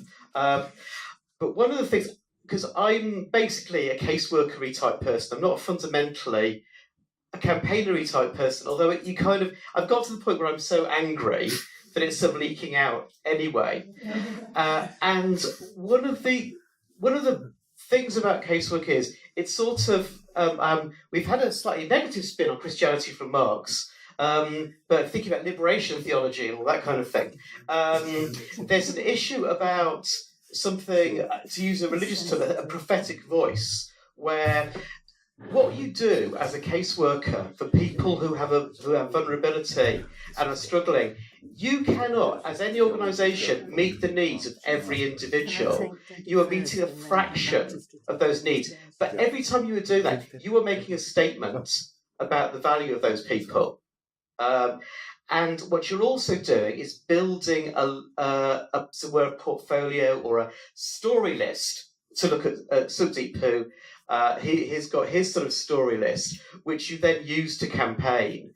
The stories you hear as a caseworker, the stories I've heard, particularly, I won't go on because I'm only just, Norma's pushed me into this limelight, so I'm going to retreat very quickly. But particularly with Universal Credit, where people are not digitally literate, but are expected to operate Universal Credit System online, and despite the fact that the government says explicitly on its website that the helpline will help you if you can't make a claim online, if you phone them up and say, will you help me, they will say no. I can't remember why I stood up now. But yes, and I think there's more scope to work together with people who are campaigning on behalf of people with mental health problems, which isn't necessarily, I know it's not people just outside this room, but actually it includes me and many other people, no doubt, who have spoken today. But they are so easily forgotten. And if you can't express your problems very well, as many people with mental health problems cannot, then you just get forgotten. And I know that the people who I see are the tip of the iceberg. They're the ones who are prepared to come forward and say, I need some help. What about the people who never leave their homes, never go out? Thanks. Thank you to the Law Centre. Thank you to Rick from Deepak. You inspire me. Debbie Blanchard, Great Manchester Housing Action. What you said about user-led, independence. So much of the third sector has sadly and disappointingly been co-opted into becoming part of the austerity delivery machine. I don't know if you know, but if you take money from the government, for example, for delivery of universal credit services, you are contractually required to pay respect to the minister. The day I go on one knee and pay respect to the minister for the DWP, shoot me. So much of the third sector has been bought and co-opted and silenced by that. It makes me so angry. And they betray the people they say they are there to represent. That's why I so admire what you do, Rick. And, you know, people that fight the system and stay independent.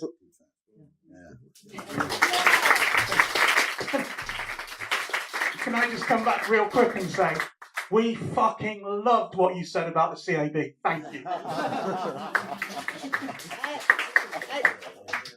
I'll just pass it on to Sydney. This is an answer to the question about what's called strategic litigation, the concept that not just dealing with individual cases, but what you need to do is deal with collective cases. And I think actually that's really important. As I alluded to earlier, I was involved with the South Manchester Law Centre, and by the end of the involvement in South Manchester Law Centre, what we were concerned about was just survival. That's why we all decided to set up the Greater Manchester Law Centre. And one of the fundamental concepts of that was casework is part of what we do, but a very, very important part of what we do is using the casework to change policies, to change major laws. Yeah? And it's something that is very fundamental, and it's something that we're looking for all the time. Yeah? Any ideas would be very welcome. Yeah? Okay, thank you. I just do want to say this back to Debbie, both personally thank you for your support, but also to the meeting as a whole, because that was the rest of my speech that I wasn't allowed to give when I had to read out Richard Bergen's stuff. But, you know, come on, let's take Richard Bergen, let's be honest. It is absolutely vital, in my opinion, that voluntary organisations remember what they are. And there is Robert and I were talking earlier about charity. You are locked in now. Almost every voluntary organisation becomes a charity because you can't get local government funding or state funding, so you go to charitable trusts. But before you do that, you've got to deal with the Charity Commission. One or two people here know I've been doing that recently, but the Charity Commission requires you to have charitable objects. And when we said, as Greater Manchester Law Centre, and you can hold this against us if you want, because I'll tell you this honestly, to our detriment, when we said as Greater Manchester Law Centre, we want to work with tenants associations, we want to work with trade unions, we want to help educate people, empower people, some of that solidarity we were talking about earlier. The Charity Commission, is there anybody from the Charity Commission? I suppose I have to check, but anyway, look, just check next to you and see if anybody's looking unhappy.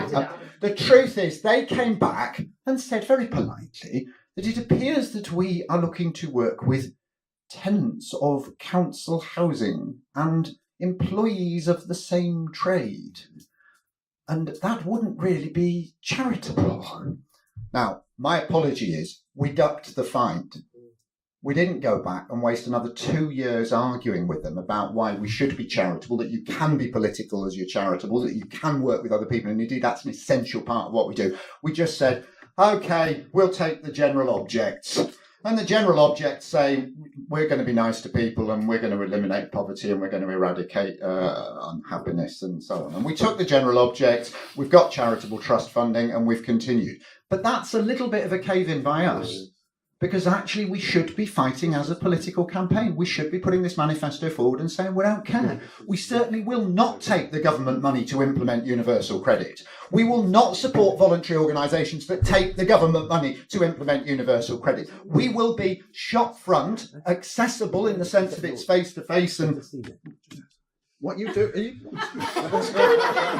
We will... It's like some pantomime up here, but we will be face-to-face and in the community, not retreat behind the internet and a phone line that doesn't work. And it is somewhat symptomatic that that's the building we moved into that formerly had a logo on it that said something different. And I'm not being invidious about organisations, because we should not compete for the dwindling crumbs of a welfare state that's in decline and compete with other voluntary organisations through contract competitions. We should be working together and collaborating for more resources for all. And that's what the Law Centre should be hopefully contributing to.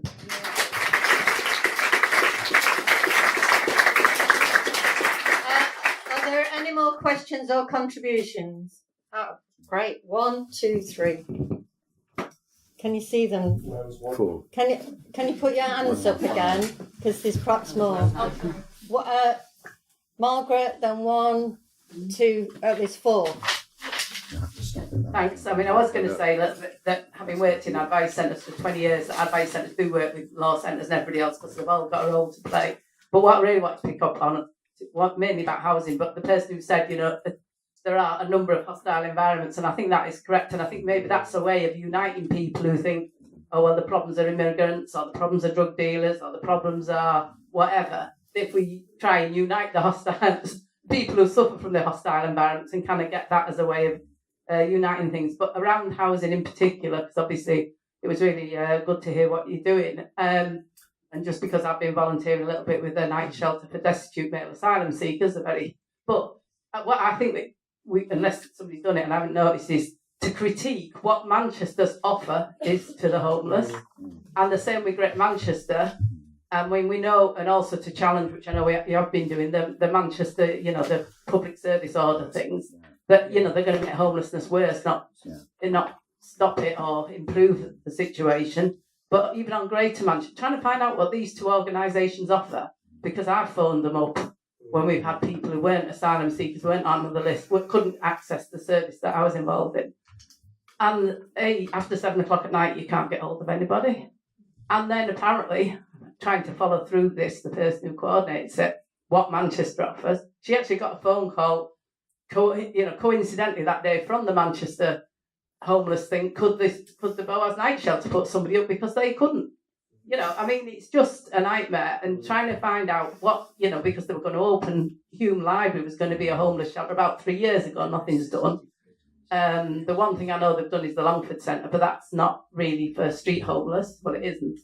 And, there is so much, soup kitchens. Every time you walk around town, you see people carrying flasks and in high-vis jackets, but that's not helping, particularly helping deal with the problem. But one example that I did read about, and I can never remember the town. Yeah, there's a small town in either America or Canada that said, we will just house everybody. We will give them a flat, we will give them the services, and it was cheaper than all the money and time and effort that is wasted that GMCA are supposed to spend in Manchester. So I think if we could get some message across that it's actually cheaper to do it properly than it is to punish people for being homeless.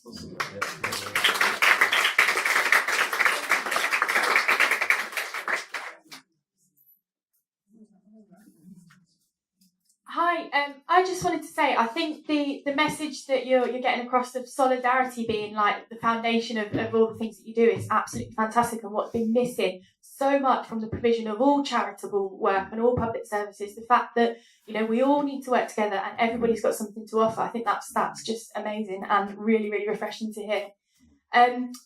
Couple of things I wanted to say. I'm the secretary of the Tenants Union, so if we can help at all, please come and speak to me. I'm more than happy to get on board and give you any help we can. Also, I know a couple of you mentioned GMCA and the fact that they've not been, I know Stacey mentioned it quite a bit, they've not been all that helpful, and I'm really interested to know why. I'm a Labour candidate for Fallowfield in the next election, and obviously if elected, I would want to kind of do my best to kind of work with people like yourself. So if there is anything that Labour councillors can do, or councillors in general, but there's only 2 Lib Dems, so when most of us are Labour in Manchester, but if there is anything that we can do, then, come and speak to me. I'm more than happy to help and see what we can do. Thank you.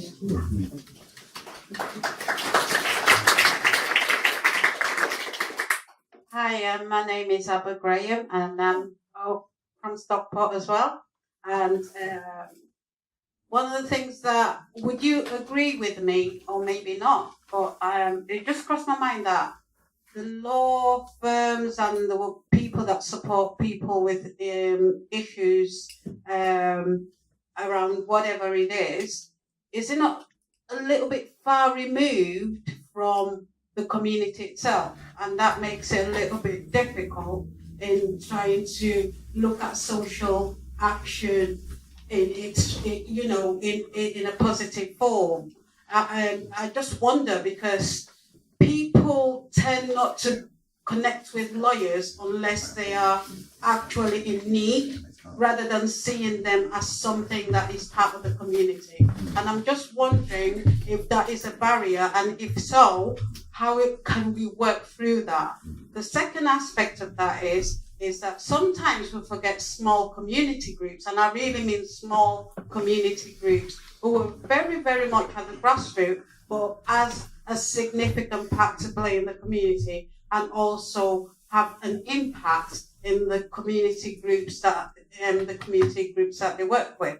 So how do you work with people as such, rather than the big voluntary organisation that are not committed as much? Some of them, I should say. That's my question. Hi, good evening, everyone. My name is Wayne Randall, and I'm a doctoral candidate at the University of Leeds School of Law. And I'm also a project manager at the Future Advice Centre in the Ardwick ward.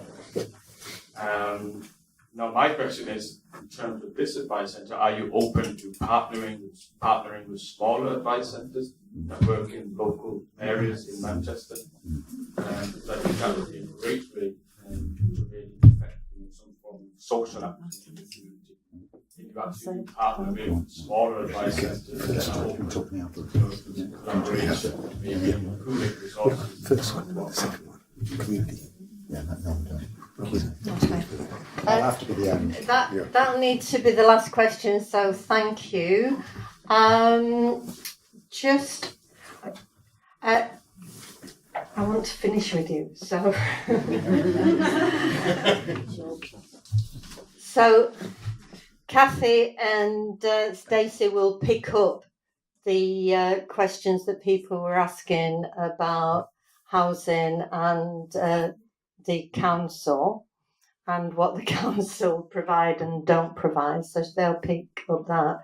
In terms of community and working with the community, I think, that we don't necessarily, we are very small as well. I mean, what we do is, and this is mostly because we've got the most amazing Astrid, our designer that ever lived, and so we shout loudly, but we're quite little. And the reason we shout loudly is because we hope to attract people to come and join us or say to us, come and join us. So really appreciate people saying that. We have spent a lot of time trying to recruit, say within Moss Side and Hume, volunteers, especially for our front of house, from the local community. We mostly attract students. The reason we attract students is because they're interested in the law and we're a law centre. And perhaps because we don't attract the community because it doesn't quite resonate with what they think they need. And it's that divide that you're talking about that's very real. It's very real. When you call yourself a law centre, you sound like some, like kind of something that's not accessible is there, and I think it's perhaps we need to change the name. Who knows? But I'd like, to have those kind of discussions is really important. We haven't got the answers. It's not that we're not aware of it, and it's not that we don't go out there and try and get people to be involved with us, because if we had people front of house who were in the community, they'd attract more people and so on. And so let's do that. Let's talk to each other afterwards, or talk to other people in the audience and so on. Before I'm going to. Do you just want to say the Ardwick guy as well? Say the same thing. Yeah, and that's the same with the guy from Ardwick. Yeah. Can you talk to there's volunteers, there's volunteers here, there's management committee members. Please, can you identify yourself to the people and take that information, because we need that information and we're easily accessible and we can meet with people and discuss these issues and see how we can take them forward. But we haven't got the answers, but it's great that you're actually saying, yes, that's what we want. And so I'm going to hand over to Kathy and Steph now, and then I'll just give some closing remarks, and then we can all have a rest. Stacey, I don't know. It's because I thought she was called Stephanie the first time I met her. And I'll always be sat here. Stacey. Right, just Oh gosh, I could agree with you for so long, and we could talk about this for hours. It's a huge thing, and I think you're absolutely right. The scary thing is that the housing and homelessness laws are actually pretty good. And so we can campaign for it to be a human right to a secure home, but the laws are no good unless we can enforce them. And the problem with what local authorities are doing at the moment is they're not abiding by the laws and the duties that they have already to homeless people. If they were, we would not have people who are vulnerable on our streets. And how often are we stepping over people who we can see with our own eyes are old, sick, disabled, with mental health problems, they're young, they're care leavers. We can see this. If we can see this, the council can see this. But because of austerity, because of all the cuts to local councils, because of so many people entering into homelessness as a result of universal credit, of sanctions, and all of this combining to the perfect storm, the reality is we haven't got the resources, we haven't got the accommodation. Local councils know. There was an article in The Guardian yesterday. They know they cannot meet their legal responsibilities and they are failing in their statutory duties. And so what they do, because they know they can't do what they have to do, is they start gatekeeping and they start stopping people coming through their doors, sometimes physically, other times by creating a hostile environment within the town hall itself, so that it's like a test of eligibility to try and get through, get your number, wait for hours, cope with the rudeness sometimes of the overpressed people who work there. And what they do at the Greater Manchester level, or a concern of ours has been, is that they make it a charitable endeavour. So instead of homeless people having rights, it being a legal wrong that people are left on the streets, it becomes some kind of charitable project that we have to get footballers on their retirement dues to fund accommodation for homeless people. And I think that's what the problem is. And we can see they're creating a hostile environment because, as you say, with the Public Space Protection Order, we are creating a city centre where we are criminalising people who are sheltering down in doorways and fire escapes, and we are saying it is perfectly all right for the council to authorise officers who could well be the outreach teams that are there to support you, to give on-the-spot fines of £100 to people bedded down in the wrong place. It is outrageous. And if those people don't pay the fines, because I've heard some of them haven't got that much money, then they are prosecuted in court and the fine rises to £1,000. And this might be brought in. So that's what Manchester is offering to its homeless people. And although the Greater Manchester Combined Authority has said that it's promising a bed for every night, there isn't a bed for every night. There are some additional beds in rolling night shelters, in dorm-style army barracks, where it's not even a bed. And because we've got that slogan, it is now being used like it's a reality to justify the eviction of the people at the squat, because it's a bed for every night. There's no need for anybody. It's their fault. They're not accepting help. And for justifying things like the criminalisation of homeless people, because the only people who remain on our streets are now the ones that choose to be there and that don't want to accept help, because there's a bed for every night. And that's why you're so right to ask all the questions about what's actually happening and get some transparency on this. And I think that's absolutely correct. Jade, we need your help. We need to work together on this. And anybody who can get inside is obviously going to help us with that. And lastly, saying that lawyers are out of touch, yeah, we are. We are, completely. And homeless people will not come to a lawyer because it's not a court case and nobody thinks of going to a lawyer.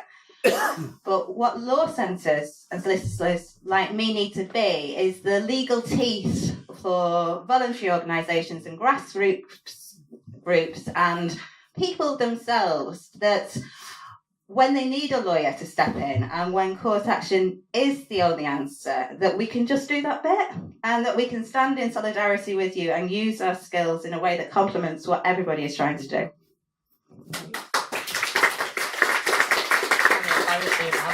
I've not really got much to follow on to that other than the fact that thank you to Kathy and the Law Centre for everything they've done for us in our shelter, because right now without you guys we wouldn't still be there, so thank you.